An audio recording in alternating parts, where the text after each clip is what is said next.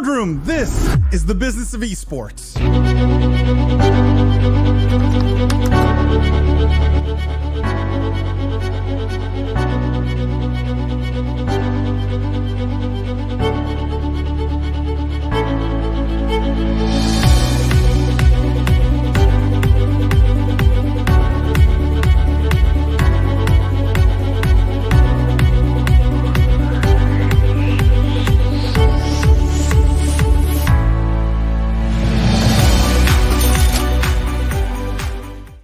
The worlds of gaming and esports are evolving every day faster than ever before. With YouGov's living data, you can probe into the real thoughts and behaviors of esports fans and gamers worldwide. If you're a team, a brand, an agency, or a rights holder, you should be talking with YouGov. They're partners with the biggest names in esports and the biggest brands all around the world, driving compelling results every single day. Check out yougov.com/BOE and schedule a call with YouGov today.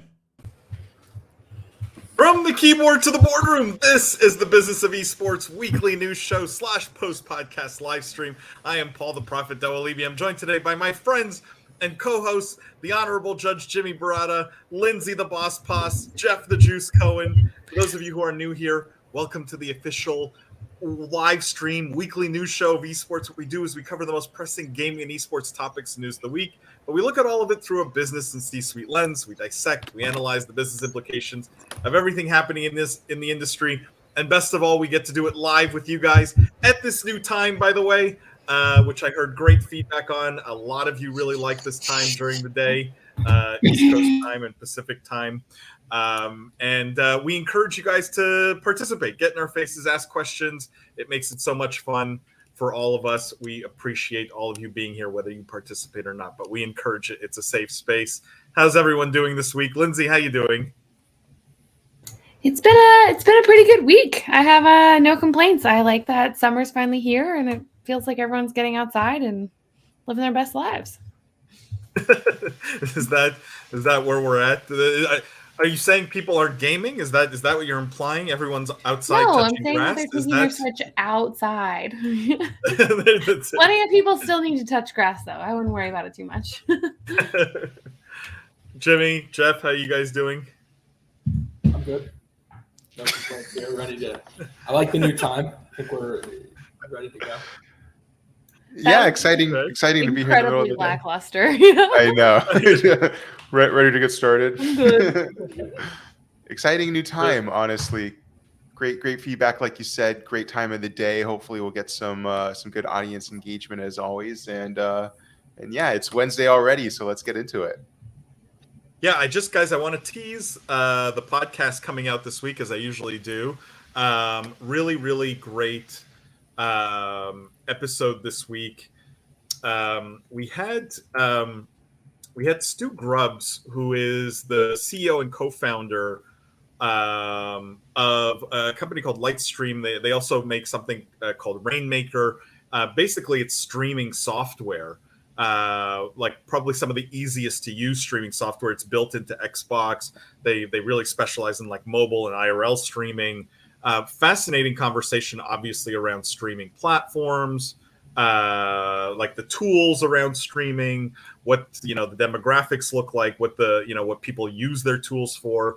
It's a really interesting episode to look forward to this week, and just a very cool founder. I mean, he has this incredible background in gaming. He was at SteelSeries, he was at Asetek, so like has this very, very deep background in gaming over the last decade or a couple of decades. So I think you guys are really going to enjoy that episode, and that's what you have to look forward to this week. We do have a lot of news to get through today, guys, and I want to start with TikTok in the news. By the way, everyone should be following our TikTok, Metaverse TV. Jimmy, correct me if I'm wrong. It's Metaverse TV _ I believe is our TikTok. I always confuse it with the Instagram, but It's should be able to post it. Yeah, sorry, Paul. It's actually just at Metaverse TV. Quick and easy. Okay. Sorry, the Instagram is the _. TikTok is at Metaverse TV. And we put out like 3 or 4 TikToks a day, guys. So if you're not following that, some great sort of content there that's totally separate from the podcast and the live stream. But TikTok in the news, and I think the headline was fascinating and shocked me. I think it will shock all of you. And that is TikTok owner ByteDance aggressive mobile gaming push is paying off as player spending grows. And what this says, the first key point in this article, it's from CNBC, says the TikTok owner generated $1 billion of player spending across its mobile games between June 21st, 2021 and June 20th, 2022, a 16% increase from the same period last year. Obviously, ByteDance best known for TikTok, but they acquired major gaming studios Moonton and C4 and got a bunch of games as part of those deals. So they are producing mobile games and distributing mobile games as well. Now, is anyone shocked that ByteDance, TikTok owner ByteDance, did $1 billion of player spend across their mobile games? Like, have we ever I mean, we've talked about them toying with gaming, but like, I feel like we went from toying with gaming and experimenting to like $1 billion, right? I Like, feel as like if this it's is some the same trivial conversation number. we have anytime we talk about anything related to China. It's numbers, because we're always like, wait, what? Like, how is it that big? It's always much bigger than we think when it comes to combining China, gaming, and numbers, I guess. So I am surprised. I think I'm curious what the big titles were in there. I think one of them is like is it something Bang Bang, Shooter Bang Bang? It's some shooter. I do believe it mentioned, Mobile Legends Bang Bang. Yeah, that's the yes, one. Mobile Legends Bang Bang. That's right. I mean, I've never played it. I'm not familiar with it. I know that was the big acquisition that they did. It looks like it says they generated $300 million from that, so that's 32% of the business. So, it must be a popular mobile shooter. It's not one that I'm, familiar with. It's not one that we over here in the West put a lot of mind share into.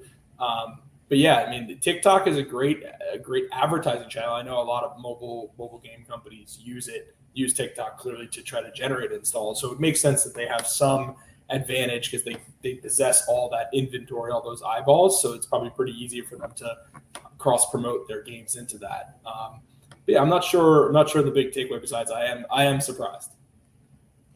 There was this interesting piece in the article. I have it highlighted here. It says, for comparison, if you look at the same time period, Tencent did $7.9 billion in spend on their mobile games, and NetEase $3.1 billion. So, like, that puts things in a little bit of perspective. Like, Tencent, from a mobile game spend perspective, is still 8 times larger than TikTok / ByteDance. Does that feel about right to you guys? Just from a quick search of their revenues, ByteDance is at $58 billion annually in revenue, and Tencent is at about $70 billion annually in revenue. So I don't think any of these numbers are that surprising in that context. But that is kind of surprising though, Lindsay, right? Like $1 billion out of 58 sort of like, it's that's nothing. kind of small potatoes, right? Like, it's still pretty small potatoes relative to the rest of their business. Mm-hmm. Adds a lot of context to me, Lindsay. Thanks for helping with those figures, because what my question at first was okay, 16% growth, amazing, but also given the time period, something that we've seen with a lot of companies doing quite well in the last 2 years in particular. And I was thinking, well, are they going to be able to sustain that? And the $1 billion for ByteDance out of the 58 comparative to Tencent, which has had the infrastructure, which has been in mobile gaming and in gaming in general a lot longer, ByteDance has even more room, I think, to grow. And so I was going to say I would expect that to shrink by this time next year, but now I'm not so sure if that's the case. I think they could. There's still a lot of dollars to capture and to steal away from some of their competitors. So that was really interesting additional context, Lindsay. Thank you. Yeah, it is interesting, right, to see comparatively. Jeff, I have a question for Jeff, because Jeff's in the mobile game space, right, with Homa.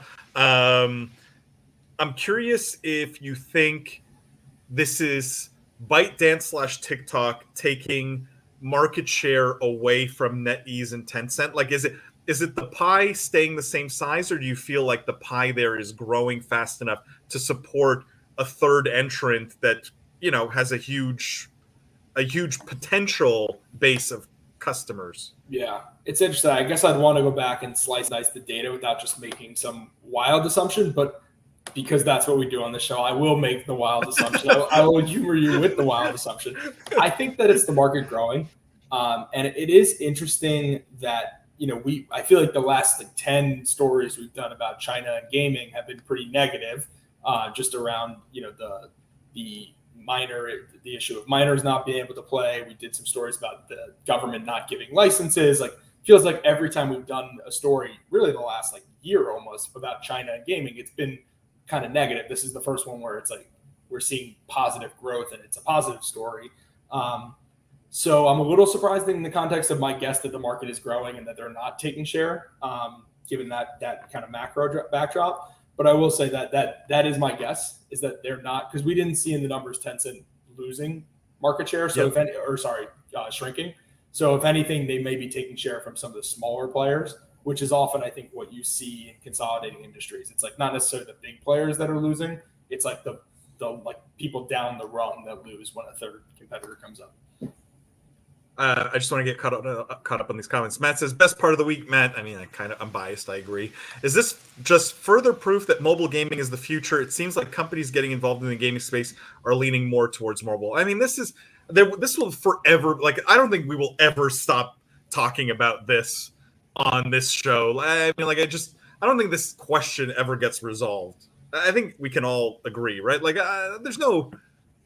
There's no resolution to this. I don't think it's ever going to be black and white. I don't want to go down that rabbit hole, but there's no one that's going to win everything and everything else is going to go away.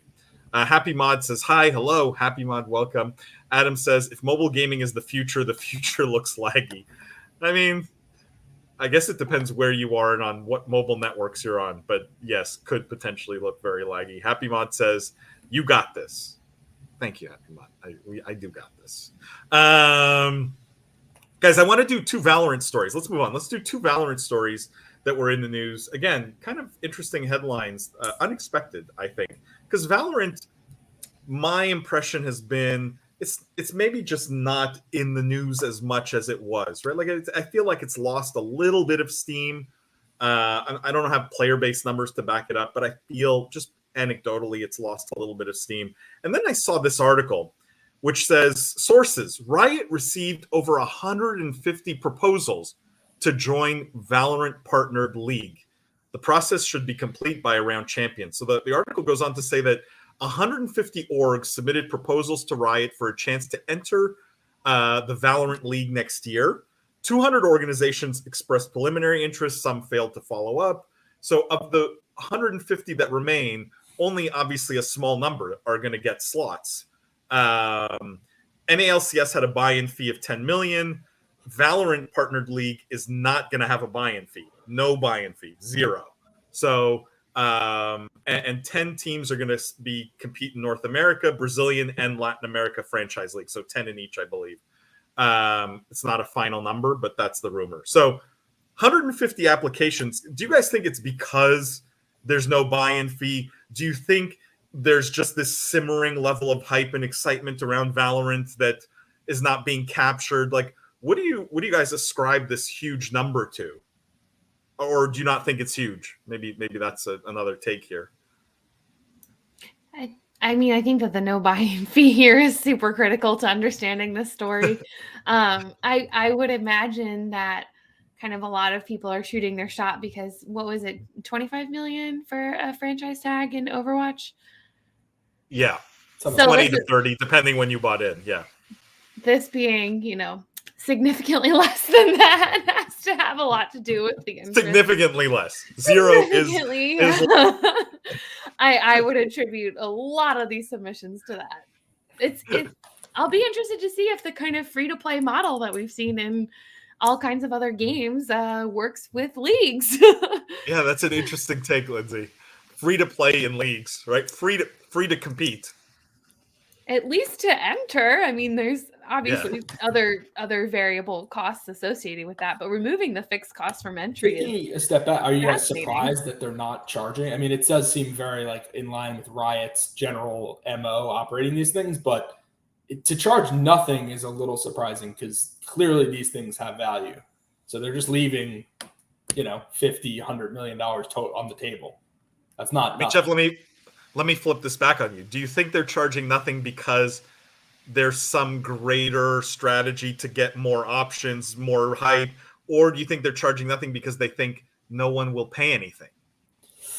I mean, I don't necessarily think it's either, but if anything, I think it would be more B than A. Like, I don't think there's any world where they're charging nothing because they think it's like ultimately like it's going to draw so much hype. Like, oh, look, 200 people applied. It's like, well, no shit. Like the four of us could have created an org and applied. True. Like, that's not like, 200 in that context seems very low. Like there's so many of these kind of like amateur orgs that for the chance, let's put it this way. If you get one of these licenses, I think we can all agree there's some value, probably at least $5 to $10 million of value in it. So like, why wouldn't you? Like the Business of Esports should have applied for one. We could have created a team. Like, why not? If, we know some people at Riot. Maybe we got a chance. But I'm being facetious, obviously. But I think it's, and I don't think there's no value, right? So the second part of your question is, or maybe is it that they think nobody's willing to pay anything? That I doubt. Like I do think there is a bid for these. It may be something where they just think rather than have people, rather than get into the Overwatch League scenario where people put all this money up front and then they don't really have that much money to invest in the team, or they feel burned and bitten by the process. So they just kind of like, they're over it. I think they're probably hoping that these owners, because they got in with no upfront capital, they're willing to invest in making the league better. I think that's probably what the play is. But does that signal, Jimmy, maybe let me put this on you. Does that signal maybe a lack of conviction on Riot's part? Like they're not sure it will be a success. So if we set the bar low and people don't put a ton of money up front, it's easier to, to succeed essentially.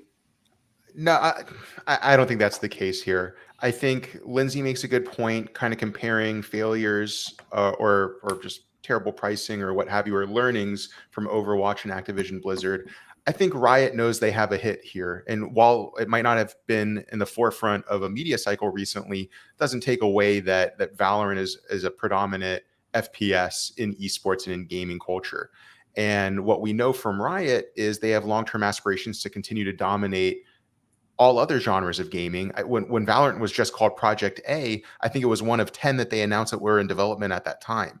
And so if Riot continues to release other games, other esports over the next 5-10 years, they have to A/B test their model. They have to figure out what works, what teams are going to pay, what is supposed to be used as a vehicle to drive attention to the game versus something that makes money in and of itself, what will encourage the other industries that are supporting this ecosystem to participate. And at the end of it all, they also have to be flexible because that's also a constantly changing thing.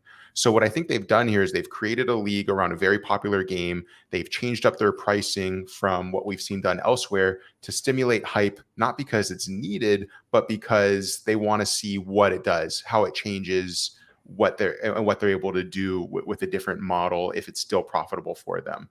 It's not to say that the next game won't adopt something similar or completely different, but I think it's an interesting strategy, and I have a lot of faith behind what they're doing over there.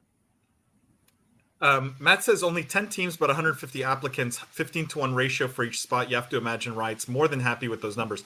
I think it's more like 30 teams, right? It's 10 per region, but still a great ratio, no question. But they are free. Kevin says, any info about what kind of team submitted? Are they the major orgs or what? I mean, Kevin, I don't know. It wasn't in the article. My guess is it was all the major orgs and basically everyone else under the sun, like ragtag groups, small orgs, tier 2, tier 3 that are, swinging for the fences. Guys, I struggle a little bit with this. I struggled with this when I was thinking about it, because if Riot believed that people would pick even a small number, $1 million, $2 million, right? I think everyone would probably agree franchise spot in any Riot league, even though it's not League of Legends, it's Valorant, is probably worth $2 million, right? And there's lots of groups that can come up with $2 million in this world. This is no longer a huge amount of money from an investment standpoint. And like that, over 30 teams, that's still $60 million, right? Like, why leave all that money on the table? Riot's not in the charity business. I'm struggling to find a reason other than they're really worried. I think there's a lack of conviction a little bit, or doubt. Maybe not lack of conviction, but a little. Well, here's a question. I totally disagree. Bit of doubt. So you think, because I agree, that was kind of my point too, that they're leaving money on the table, so there must be a reason. But is your doubt that they would be able to actually get that money, or your doubt that they think the league can be good? Because to some extent, if I don't think that any of us have any doubt that they could find 30 people to pay them $2 million, even 5. I think we would all probably agree they could find 30 people to pay them $5 million, no problem. Probably do it in 6 months. So if we agree on that premise, then why do they care? Like, does it matter that they're, unless they think that by not charging people, they give the league a better chance of being successful? Because all else equal, why would they care if they can get the money? Even if they're not confident about it, why wouldn't they take the money anyway? Because $150 million in a failed league is better than $0 in a failed league. I think they looked at what happened. I'm gonna parrot Lindsay's point, which was like, I think they looked at Activision Blizzard and said, we don't want to be that, right? That was a mess, right? Like we don't want to go there. And so by charging nothing, I'll twist your words a little bit, Jeff. It's not doubt that it's not about giving the league a higher chance of success by not charging. It's that should the league fail, they're not Activision Blizzard. Well, right? Should the league fail, less in their coffers. So I don't know. It seems like a bad. Yeah. I don't understand the logic though. You may be right, but it's a weird logic. It's like, well, you're not. Even if it fails, people won't hate us because we made money. Yep. But that matters. Their reputation's not burned, to Jimmy's point, for the next 3 games that they may want to do leagues with, right? And maybe they're worried about burning their reputation on Valorant, and so by charging nothing, it's only upside, right? It's all rainbows and daisies. Lindsay, sorry, you were going to say something. No, that was more the assessment I took than, hey, we think this league might fail, and we don't want to take your money in that case. I think it's much better protection. I also think Riot has, obviously, like the LCS Championship is one of the most successful esports leagues and events out there. So they have the infrastructure to be able to build a community in a really natural way. And so I think removing the barrier to entry only encourages more people to get excited about this in a sense, because they're allowing it to kind of develop naturally in a way, like I said, we've seen with free-to-play games, where like just taking away that barrier to entry, no matter how small or large, makes actually a huge difference in building the player base. So in a gaming world where like everything is about community and authenticity, and the 2 words that I just hear day in and day out, I do think that this is kind of it at least is a wholehearted approach to those 2 words in a way that I think a lot of people will appreciate. I agree.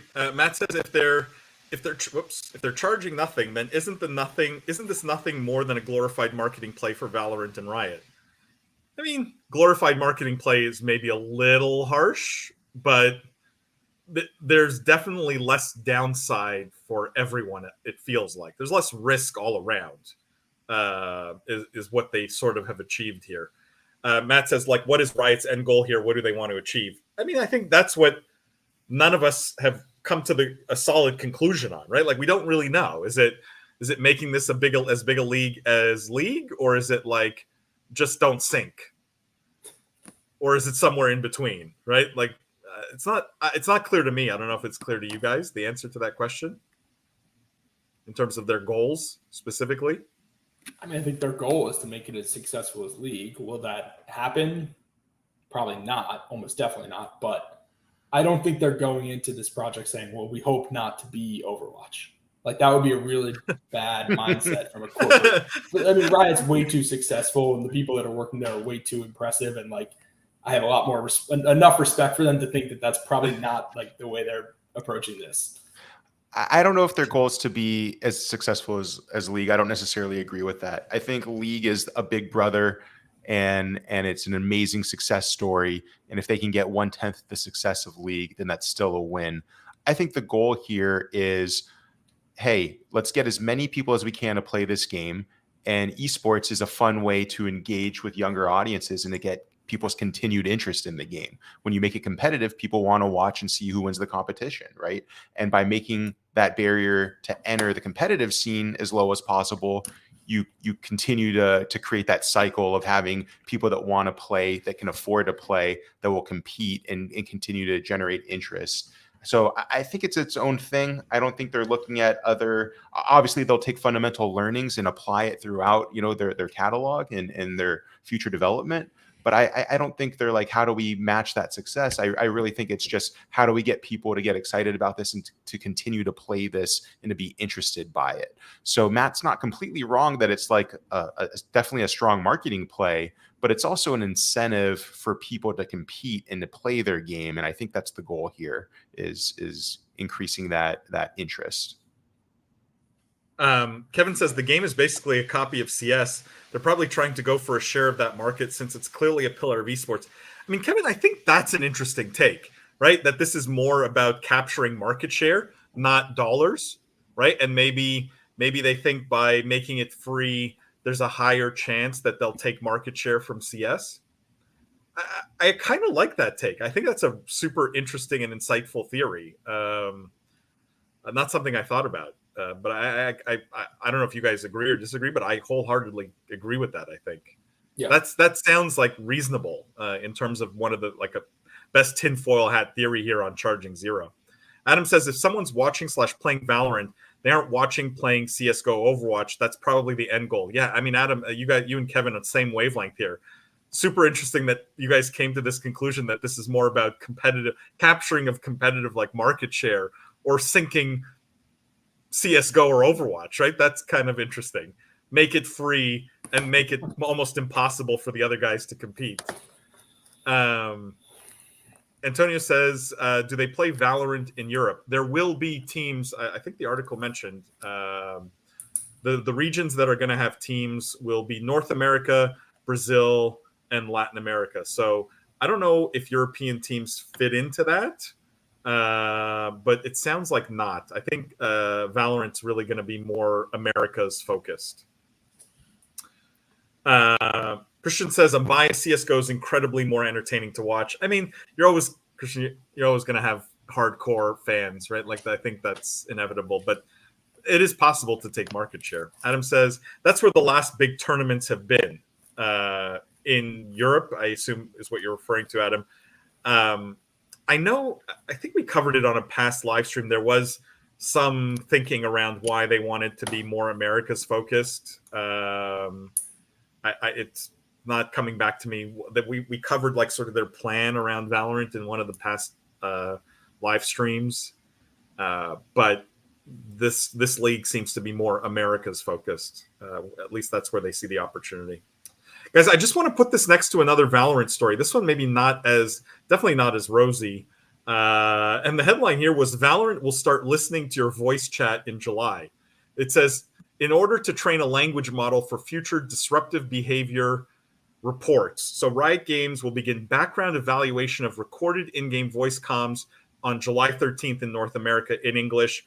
They said the purpose of the recording is ultimately to collect clear evidence that could verify any violations of behavioral policies. So they want to get the tech in a good enough place where they can sort of evaluate basically in real time or, in near real time if people are being toxic or not. I'm summarizing the article here. Maybe people will find this controversial, but I really don't have any issue with this at all. Why? Well, what? Because you don't have any. I mean, you're agreeing while you play the game and you're playing it with a microphone to be recorded such that they can find out if you're being toxic in the future, right? It's not like you're getting like Riot's like, well, we're now just going to start tapping into your iPhone and we're going to hear everything you're saying throughout the entire day. No, it's like when you plug into this game, put your headset on and turn on the game, it's recording what you're saying. I don't know. Do I have a problem with that? Because I'm playing the game, that should give them the right to everything I talk about? Yes, while you're playing the game. If you have your headset on, you could take your headset. If you want to have a private conversation, you could stop playing the game, break out of the immersion. And I don't think that's any what of a problem. If they did this, let's put it this, if they didn't tell you they were doing this, I think that would be a problem. Even still, I personally wouldn't have that much of a problem with it, but I understand why others would have a bigger problem with it. But if they tell you when you start playing the game, if you are using a voice chat, like we will be recording it, blah, blah, blah, anonymized so that we can cut down toxic behavior, then why does it matter? Keep in mind, Riot owned by Chinese company also. Jimmy, go ahead. I mean, if you don't have a problem with Siri listening to you and your Amazon Alexa listening to you and all these other things, I don't see how this is any different. So I'm with Jeff that it's not really a big deal here. I mean, if you're playing this pay to win slippery slope. Well, it's also their IP, it's their property, it's their community, and they have the right to enforce it as they see fit. And I think if people are being verbally abused and harassed, that's a fair justification. Right. But I already assume that everything is listening to me, so this is truly no different. Hold on, can I ask you guys both a question? Because this is such a slippery slope. What if my way of being toxic is I give the finger to my screen whenever I'm upset? Should Valorant have the right to videotape me constantly while I'm playing their game? That behavior doesn't affect others. Why would they care? I mean, I don't know. It's just, why is it okay because I'm playing the game to listen to me? I'm curious. Because you're talking to others in the community, and they want to make it such that the community is safe for everyone. Well, what if it's the four of us? What if it's the four of us playing and we know each other? So like I can be completely toxic with you guys because we're friends. It's different. You're distorting it a little bit for the sake of the argument and for entertainment, which I can appreciate. But like, one, you don't inherently get video recorded to play a video game the way your mic gets recorded to speak and use team chat. So the middle finger inherently is just apples to oranges. But two, and the bottom line, all of it is if you're playing this game, you accept their terms and services to use their game and to use those tools. So whatever they decide is kind of their right. I mean, if you don't want to be recorded, then play a different game, you know? That's kind of what it comes down to. I might. This scares me. And that's fair. Two of the biggest issues to me within gaming are data privacy and online harassment and toxicity, and those are often in direct competition with each other, as they are in this case. So, like, Paul, I am with you in that I think data privacy is so important, and there's a lot of things out there that aren't taking that into consideration, and I certainly hope that there's a future where a lot of companies are paying much more attention to that for a slew of reasons that are like way too complicated to get into right now. I will say if you're going to do any type of moderation by AI is the most comfortable form to me, because it makes fewer mistakes than human moderation and introduces much less bias, provided that the machine learning models are appropriately unbiased, which is, again, a whole issue in and of itself. And so I can see the benefit of this, but it makes me nervous that this data is going to be recorded and stored somewhere in a company that's owned by a largely Chinese enterprise. So like I can see a lot of benefit in this. And again, as someone who is very passionate about rooting out toxicity and knows how bad it can get, but I also, on the flip side, can see a lot of dangers within the privacy debate to this. So I really don't know where I stand or what this means. This is like, moderation questions are the most difficult for me to answer by far. I mean, I don't want to go down. There's like a whole political rabbit hole here of like, why isn't free speech protected in games? Even if it's like, I also agree toxicity is horrible and all these kinds of things. But like, why is it okay for me to say horrible, toxic things and other things, but in a game, like I'm completely banned because that's that company's free speech to be able to limit what they say on their platform too. So it's free speech in all directions. Adam says, look, this scares me. Like I would not play Valorant just because I don't know what's being done with these recordings. Like that, like you have no control once these recordings leave. What are you saying in these games that you're so concerned that they're hearing? Like, are you not just nuclear codes, you know, like what, you know, are you having conversations with these strangers like about like deep, intimate things? Like maybe they should be, you know, censoring you. Like, what do you do? I'm confused. Like, if you're playing the game with a microphone on, you're like, hey, go around the wall, like jump over this, like nice shot. Like, what do you say? Like, what are you trying to say? Like, if you're sitting there having a conversation with your wife or something, or some private thing, you probably are going to take the headset off because you're not going to want to like do that with other people listening anyway. This is not so much a personal problem. It's more I worry about the slippery slope issue. I'll give you an example, and this is one of the reasons why I'm never that bullish on ByteDance and when it comes to data privacy, because there's just a whole bunch of news this week about how they totally lied about where they store US consumer data and have been using it in their Chinese subsidiary, which is very scary to me. But on TikTok for a long time, any mention of the genocide of the Uyghur Muslims that was happening in China was totally banned and removed from the platform immediately. And actually someone went viral on TikTok when they made a makeup tutorial where she was talking, but she had all kinds of captions put up from and about the Uyghur Muslim genocide as a way to kind of skirt those bans. So I can see in cases, and particularly in countries where it's more common to persecute people who go against the government, where even if you're talking on a game and you say something that is politically not great, that you could potentially have someone come after you in some type of way, because we've seen that happen on all kinds of other social media platforms. So I totally sympathize with Paul's point. We aren't talking about like conversations that you have with your wife. We're talking about like much different issues, and there's a lot of countries that could potentially take advantage of this, particularly in authoritarian regimes. I just want to read That's your data privacy lesson for the day, everyone. You're all welcome.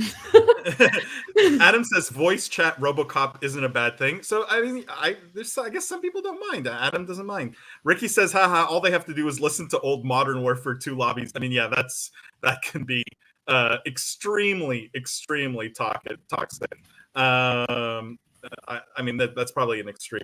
Adam says, I'll take any opportunity to hear less of the N-word in a game's voice chat. Adam, I don't think anyone disagrees with that, right? Like anyone who plays games doesn't want that. The question is, how do you go about removing that from the game, and how invasive do you allow the game to be with your, what is essentially private data? Antonio says the angle.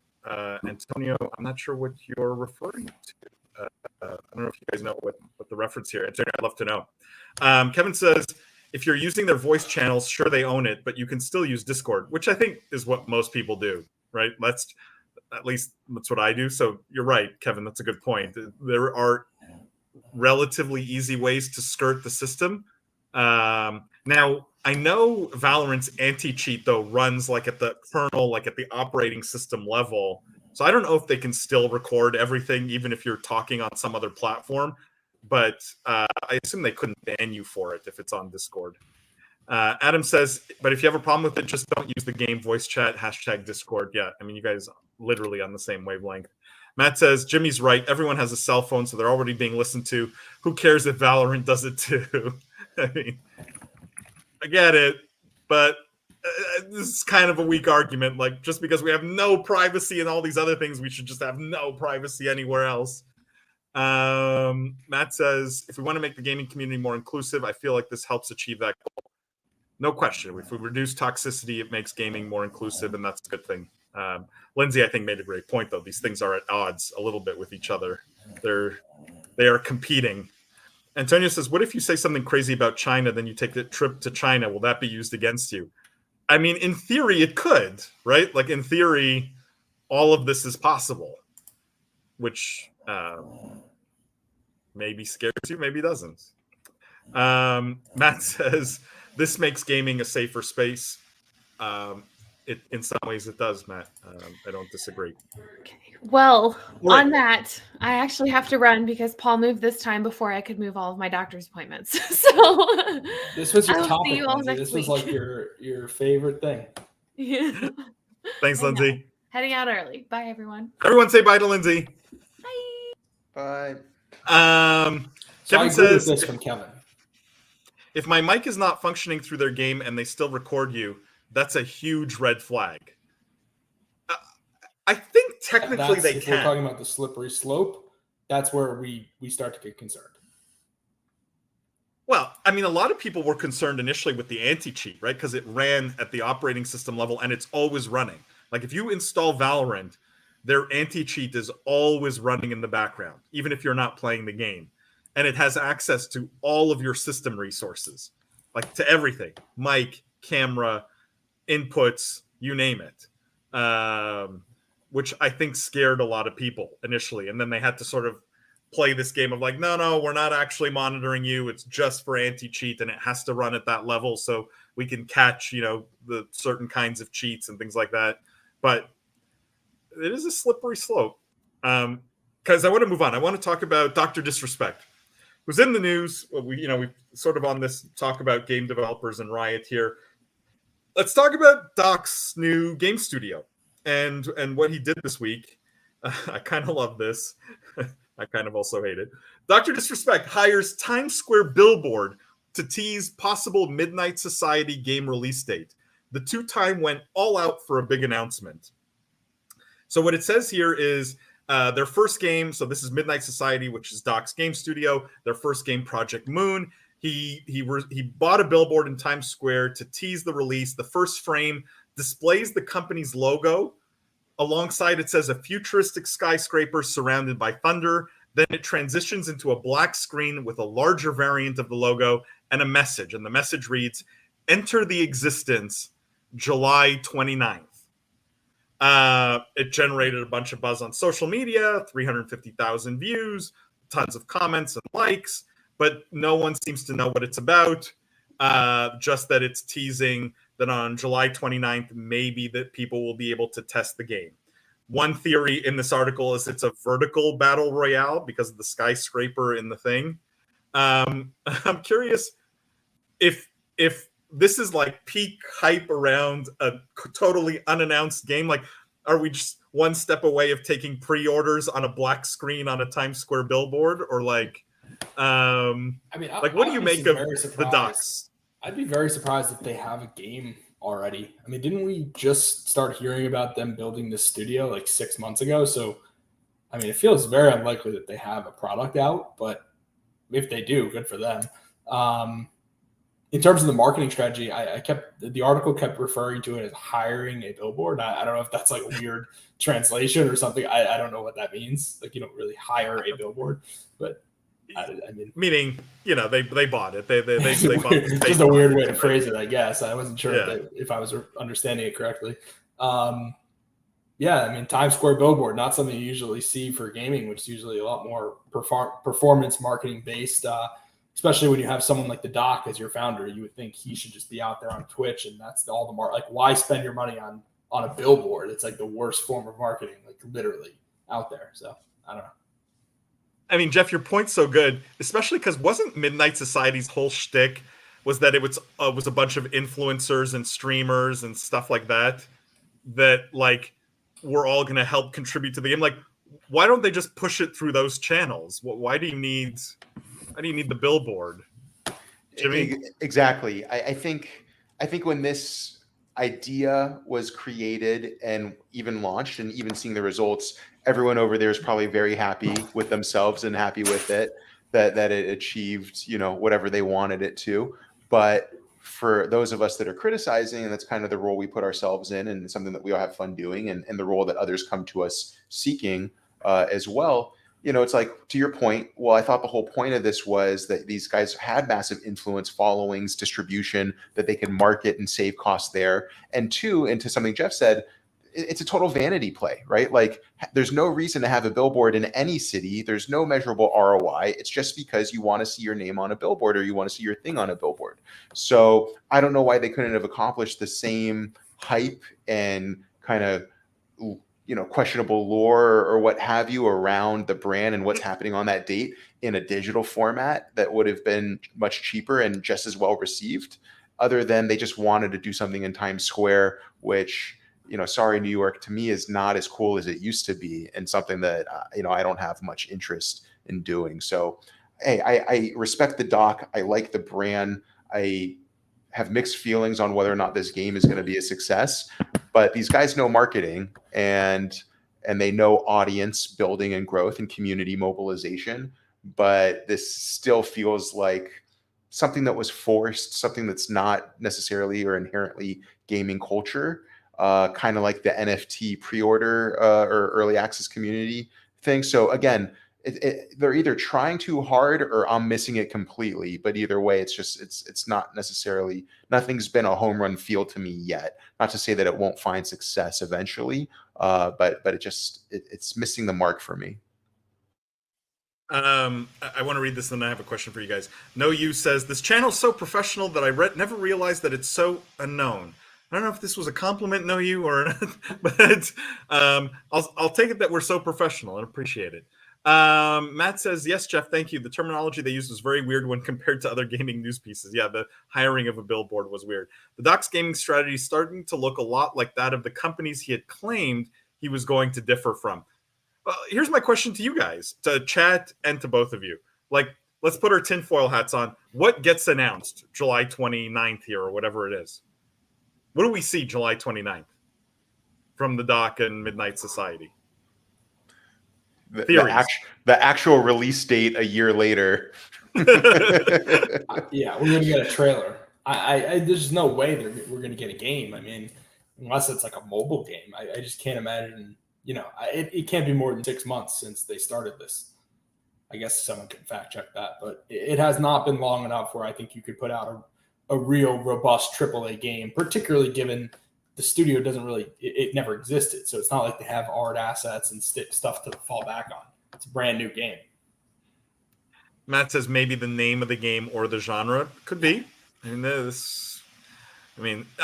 feels like a big amount of spend. Yeah. Just to announce the name, right? Like, just to be like, hey, here's the name. That's it. Thank you very much. Everyone can go home. Yeah, see you in a year. Here's the name. Yeah. Okay. I don't know. I don't know about that. Guys, before we get to the next article, I just want to say this live stream, very generously sponsored by YouGov. They provide the absolute best data on gamers, games, esports fans around the world. YouGov produces something they call living data. It's data constantly being updated. It's extremely actionable. Like, if you're looking to access this gaming audience, if you're looking to get in touch with gamers, reach gamers, sell to gamers, you name it, if you're a brand, you're any of these kinds of companies in or around the gaming space, you absolutely need to be talking to YouGov. I'm going to put a link in the chat, guys. Go check it out. There's some resources there. There's some information there. It's yougov.com/BOE, yougov.com/BOE. Open your browser, go check it out, show YouGov some love. If you want to be put in touch with them, you can also reach out to me, to Jimmy, to Jeff. Any of us can connect you directly with the folks at YouGov. We really, really appreciate their support. Go check it out, yougov.com/BOE. If you missed it, also a couple of weeks ago, we did a YouGov Insights segment where we talked about overlap between NFTs and gamers and esports audiences. An amazing amount of great data came from that. So also check that out, that YouGov Insights segment, which you can find on Business of Esports channels and also at yougov.com/BOE. So go check it out there. All right, guys, let's talk about Sony. Sony in the news. Sony announcing hardware, believe it or not, but not hardware for PlayStation. And the headline here was, Sony looks beyond the PlayStation 5 with its own brand of PC gaming gear. So they're launching 2 PC gaming monitors and 3 headsets under a new brand called InZone. So this puts them directly in competition now with like Lenovo, Razer, according to this article. And in their minds, it's their way of expanding their business beyond PlayStation. So if you're watching this after the fact, there's some images here that you guys can see, the monitor and the headsets. It's still very Sony PlayStation-esque. It's like this white and black aesthetic that's reminiscent of the PlayStation 5. Now, they are pretty pricey. The monitors, there's one at $900, one at $530, and the headsets go from $300 at the top all the way down to $100. So I would call this premium hardware. And I'll just read the quote here from the head of the game business at Sony. He says, "The market has been expanding with a higher interest in gaming with the spread of esports tournaments and the advancement of gaming entertainment. With Sony's strong history of high-end audio and visual technology products, we believe this new line will offer even more options for those looking to upgrade their current gaming systems." I mean, let me ask you guys the obvious question. Like, Sony sells a console, the PlayStation 5. It's the centerpiece of their gaming business. Why make PC hardware? Why do you guys think they're making PC gaming hardware now? What's the strategy here? Well, I think this is really smart from a diversification perspective. I mean, Sony has some really strong first-party titles that we know have been driving console sales. However, they're starting to face really stiff competition and will get even stiffer competition from Microsoft with a lot of the acquisitions that they've done. So we have seen the last couple of years, Sony put more of their exclusives onto PC, which is something that historically they would never do. And I think this is a furthering of that strategy. And it's really the strategy we're seeing also from Microsoft, which is like the actual console isn't what is that important. It's the software and the services. And I understand that we're talking about hardware. So maybe you might find it a bit odd that I'm bringing up like software and services, but I think it's generally them saying like, it's not all about the PlayStation. It's not all about that console. We want to be able to have people play our games on PC, and they're viewing that platform as important for the future of their general business, and thus putting out this hardware. I don't know. Did I read too much into it, or does that make sense? I mean, can I ask you guys if you believe that, do you think that Sony is at all concerned about their console business? Like, in my mind, I saw two possibilities. Potentially, they're concerned about the console business, because I've said on this live stream and the podcast, like, I worry about the console business being squeezed from both ends, right? Like, mobile's getting better. PC is always sort of the big dog, the greatest, graphics, best immersion. And the in-between sort of might go away, I think will go away.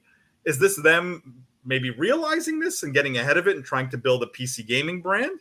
Or is this, the other option I saw was, is this them, Sony's already making TVs. They already make panels. They already make headphones for other things, right? Like we use Sony headphones in the studio, for example, right?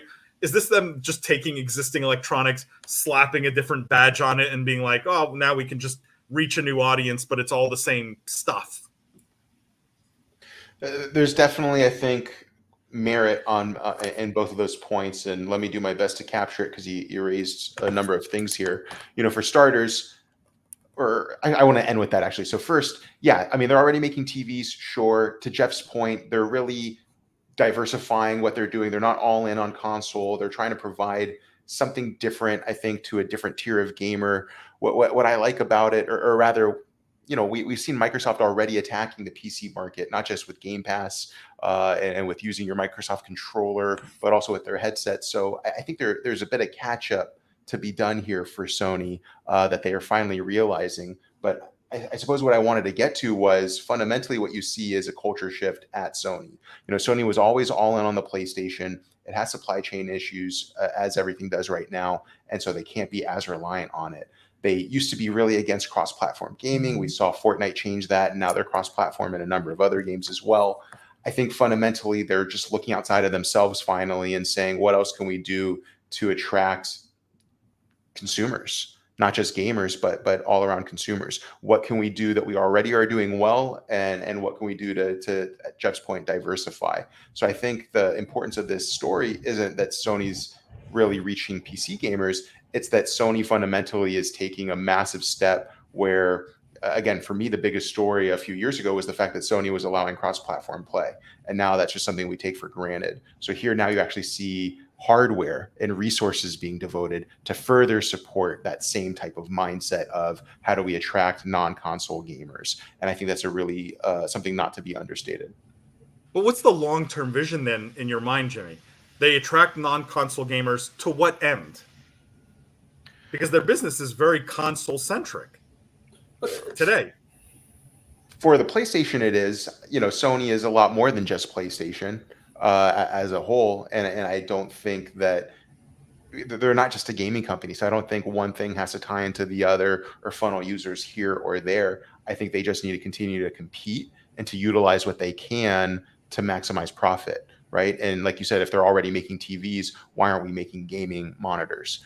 If we're already doing, something, how do we allocate those resources and continue to make headlines, continue to stay relevant, continue to make good products, and continue to capture consumers that they're otherwise losing to other people? So I don't think it needs to tie back in. Yeah, Jeff, go for it. I was gonna say, I think, Paul, you've said a lot of times how you view, the future of the console is really the cloud, and it's there is no machine, it's just the cloud. So do you view this as like the first step because I think when I think about that future, it probably looks more like PC or feels more like PC to the end consumer than feels like a console. So maybe this is the first step towards them acknowledging that.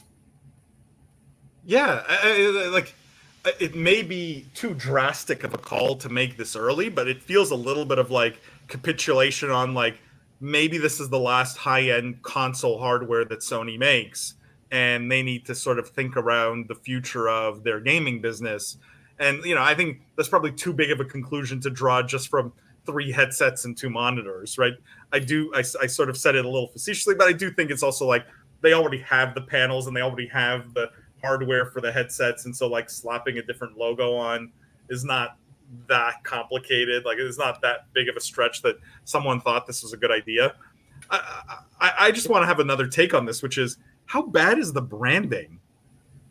Sony PlayStation is iconic branding, right? It tells you what it does. It's a PlayStation. Like it's so recognizable. There's so much brand, the value there. InZone? What is InZone? I mean, it is weird why they didn't just keep the PlayStation branding. I don't understand. Right? Are they worried that people will get confused and they'll buy it for their console, maybe, or it'll? Why don't they just call it like PlayStation PC or like, I don't know. You would think something, right? Like just InZone did not. I don't understand how they come up with these things. Somebody got paid a lot of money to come up with that. Yeah, for InZone. Do you guys have an issue with the price point? I didn't even remember. What was it? I thought it was monitor was like $900 and $530, the top high end and the low end one, and then the headsets were like $300 to $100, which is again pretty high end, right? Even for PC hardware, that's premium. Sony's always been expensive, right? Their products are always expensive. True. When I saw this, I was just like, I'm still not going to buy it. Like I buy Samsung but it's not TVs. Sony. I'm not going to get That's it. the problem. Yeah. If it said Sony on it, I might pay $300 for a headset. It says InZone on it. It's as if like I bought some cheap Chinese headset off of Amazon, right? Literally. There are cheap Chinese brands on Amazon that have better branding, like Red Dragon or whatever, right? Like this InZone, I didn't get it. Kevin says Sony equals new Apple. Kevin, I'd love to understand what you mean by that. Because Sony has always been in the hardware business, right? The hardware is not new to Sony. But I'm curious. Yeah, I'm curious the take there. No Use says the PS doesn't really drop money because of its production price and low selling price, and also the PC market is going to be so big. I mean, the PC market is it's growing, but it's definitely not growing as fast as other segments of the market. That's just the unfortunate reality. But you're right. I mean, the PS they don't really make money off the hardware. Most consoles are loss leaders. No Use says they sell €30 headphones that are really good and known around here. Yeah, Sony's very well known for good quality headphones and relatively inexpensive, other than their noise canceling ones, which are pretty high end, like the wireless noise canceling ones. But Sony does have a deep history in the audiophile community and in the TV community, like the high def community.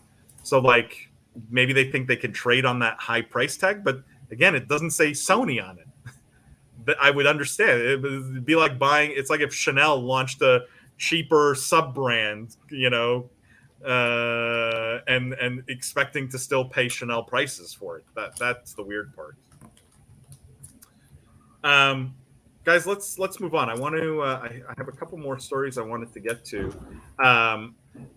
You guys mentioned Kevin mentioned Apple, and I did have a quick Apple story just to get your take, very quick take on this, almost like a lightning round take, if you want to call it that. I don't have enough stories for a lightning round, but this one says the next Apple TV tipped as a gaming machine. So this is according to Bloomberg's Mark Gurman, and Mark Gurman's a well-known like Apple leak / rumor expert. He gets a lot of things right in terms of what Apple is doing. And he says, according to him, Apple are looking to update their Apple TV with some extra power and potentially making it a gaming machine.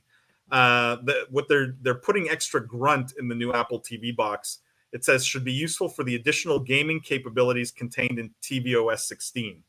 So The idea is to make it powerful enough for game streaming. It can run AAA games, Xbox Cloud Gaming, NVIDIA GeForce Now, and tvOS 16 is going to allow support for Bluetooth gaming controllers, including, like we mentioned on a previous live stream, the Switch Joy-Cons and the Pro Controller. So potentially, call it Apple making their own mini console here. I'm curious what you guys think of this. And actually, before I want to get to Kevin, who's explaining his comment on the last story. Kevin said if they could market their products as a partner that leans on their PlayStation brand, I could see it being similar to how iPads and AirPods. Maybe, but like InZone's just this totally, but they don't connect it to brand, which is weird. Yeah, I think that's the weird part. Agreed, 100%. So what do you guys think of the Apple story? Apple console here, or the closest thing to it, Jimmy? Definitely what I wanted to see from not just Apple, but from anyone that's providing a similar service, Roku and all these other, Slingbox, all these competitors in the space. Why not have a little bit beefier of a product that has some type of video game capability? Maybe there was no need or thought because of a lack of ability from cloud gaming. And I'm curious, you had mentioned Xbox or rather Microsoft Cloud Gaming with this Apple. I want to see how and if that works. Not only is it capable, but are they going to open that up and allow that? Because the support, the ability is one thing, whether or not they're speaking to each other and going to support one another is another. But fundamentally, again, I think most people today have some form, whether it's a Google Fire Stick or Amazon Fire Stick, Google Chromecast, Apple TV, mentioned Roku, Sling, etc. These things need to support gaming in one manner or another. I just want to know what the games look like too, because I don't play Crossy Road or whatever, that whatever people are playing these days on Apple, right? So is this going to support? I mean, I do have some games on the Apple Game Store for when I screw around on my Mac laptop, and if I want to revisit Knights of the Old Republic, right, which is like a 20-year-old game at this point. But if that's supported here, then cool. That's something I might get into. But yeah, man, fundamentally, I just like that they're thinking about making gaming more of a priority and integrating it with their other products. I don't know what it's going to look like, but it's at least a step in the right direction. Matt says, how can we not love this? I want every company to make their own games and consoles. I want Starbucks to make a Starbucks console/game that gives you rewards for free products as you play. Matt, no. Just no. Jeff. Play to win. I mean, it's all play to earn. Play to this earn. Is the future. We're going to be playing like all these different things. I would like a Visa console. So that way when I play, I just can rack up some Visa gift cards. This is genius, Matt. I think Mark Gurman's reading too much into this personally. Like, I think Apple doesn't get gaming. There's no gaming DNA at the company. Like, they're just all their devices are about pushing more app downloads, like more distribution of apps and taking more cuts of app sales, right? Fundamentally, that's all Apple really cares about. And so, like, they just want to support as many apps on their Apple TV so they can take 30% of the Xbox subscription, the NVIDIA subscription, like all these other subscriptions.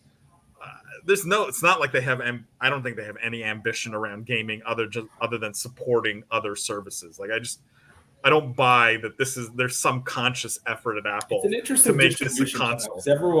Everyone has it, right? A lot of people have it, like Jimmy said. So if we get to a world where like technically it's the same as playing something on an Xbox, then I think they've got a real shot to be a winner here, because it's almost like how we always talk about the App Store, right? On the iOS store, like it's a massive gaming revenue stream, but it's not really gaming. It's kind of the same thing here. Like if everyone already has an Apple TV, it could, if they're able to play games on it, it could create this massive gaming revenue stream that Apple doesn't really have to even like do anything in gaming. It just has to, be in the install base.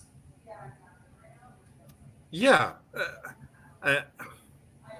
Do you guys buy that Apple potentially at some point in the future would create a standalone piece of gaming hardware that wasn't multi-purpose in some way and wasn't a platform in some way?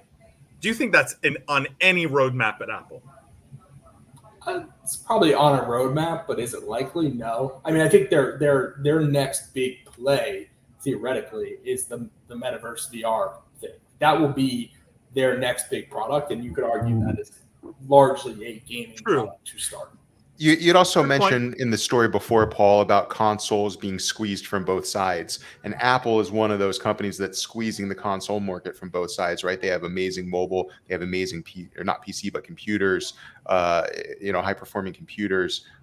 I don't know why they need to get into the console game if they can do something like this, which is a crossover or some type of collaborative adaptation that your mobile works with, or your PC works with, or computer, or both.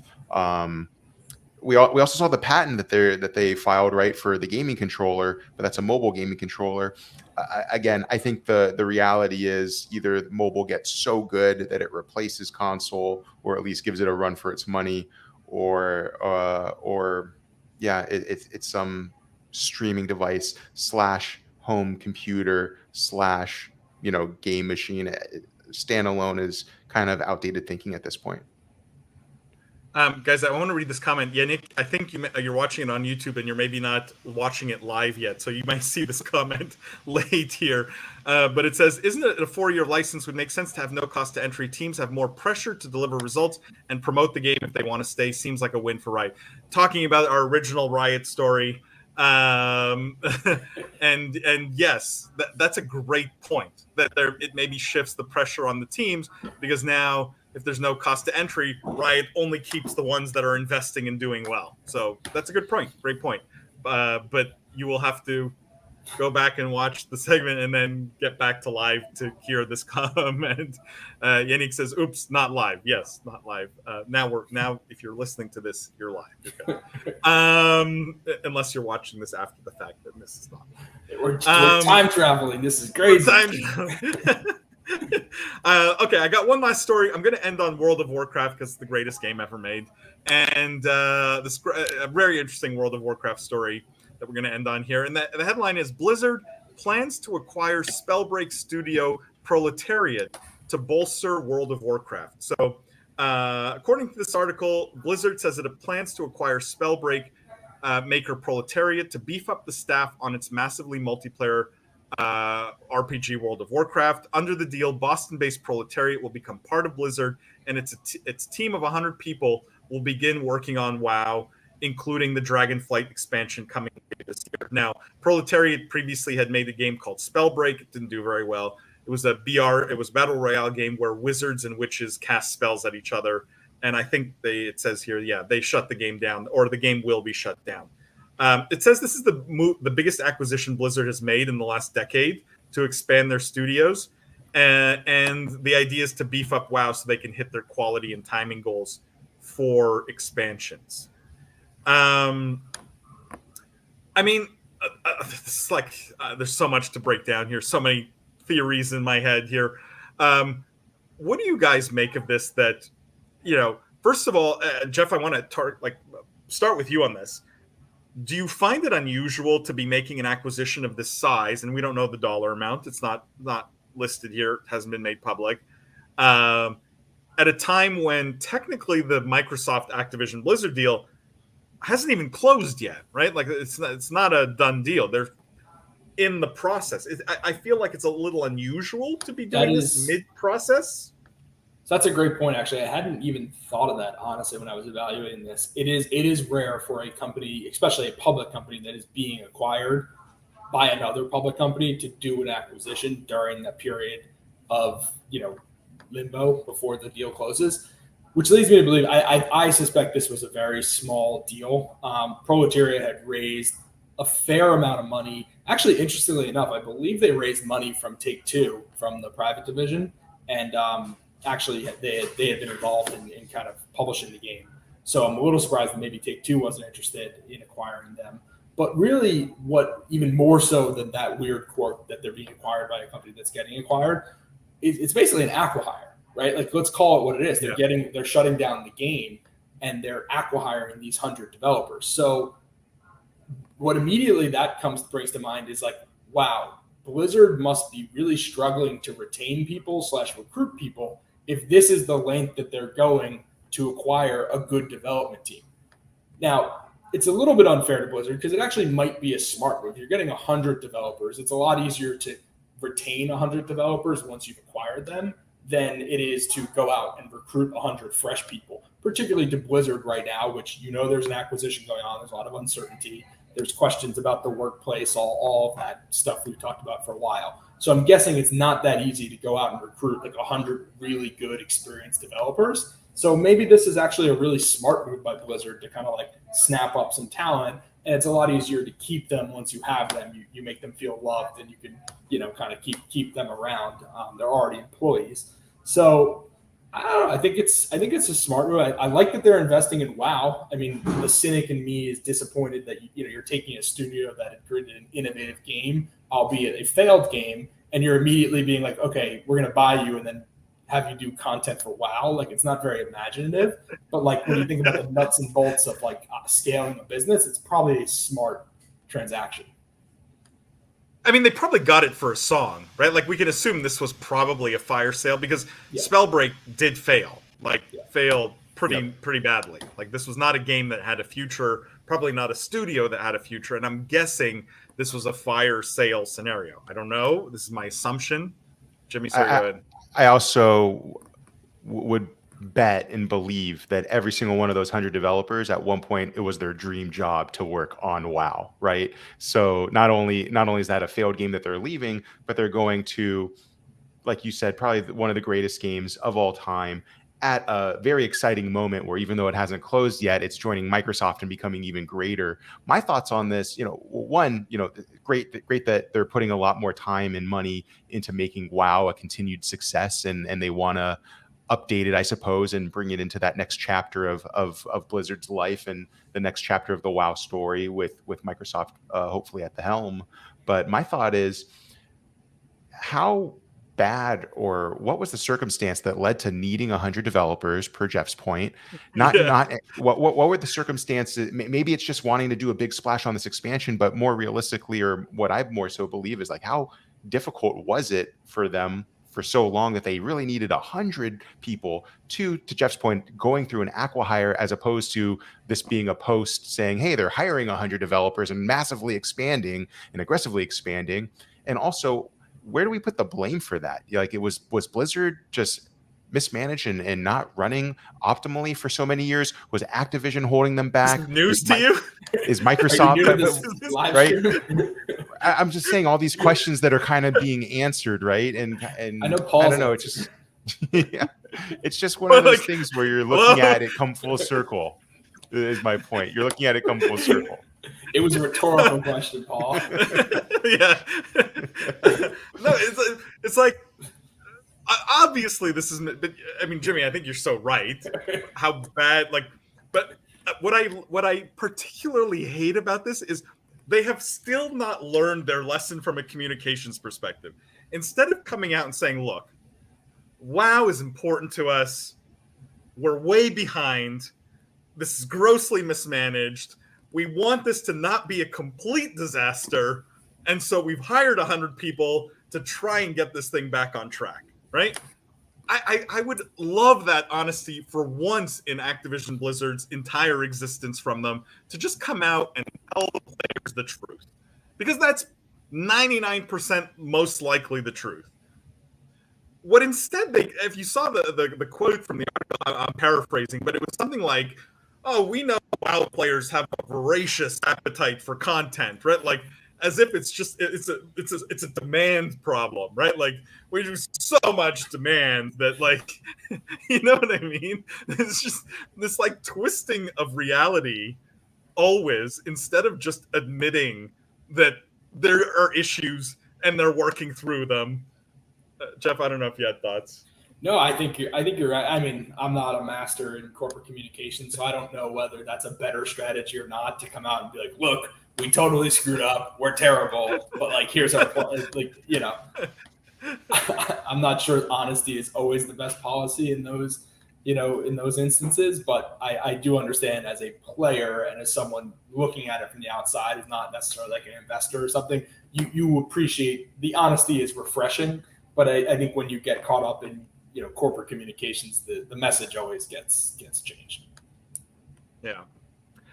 Guys, that's the last story we had for today. So that wraps up this week's weekly news show. Definitely tune into the podcast, guys, coming out this week. It's a great episode. Also, I just want a couple reminders. One, make sure you go subscribe to Meta Business, the podcast that Jeff and I do on the business of the metaverse. It's an incredible show. So much juice content. Like, if you love Jeff, you're going to love that show. It's amazing. Go subscribe to Meta Woman if you love Lindsay. And again, an incredible show all about highlighting women in gaming in the metaverse. And don't forget, we do a lot of crypto content now. So if you look for content on YouTube and on any podcast platform called Crypto Capsule, this is all under our umbrella now. It's hosted by one of the biggest crypto influencers in the world, Henry Arslanian. So go check that out, Crypto Capsule, on any podcast platform, on YouTube, anywhere you get video or audio content. Crypto Capsule.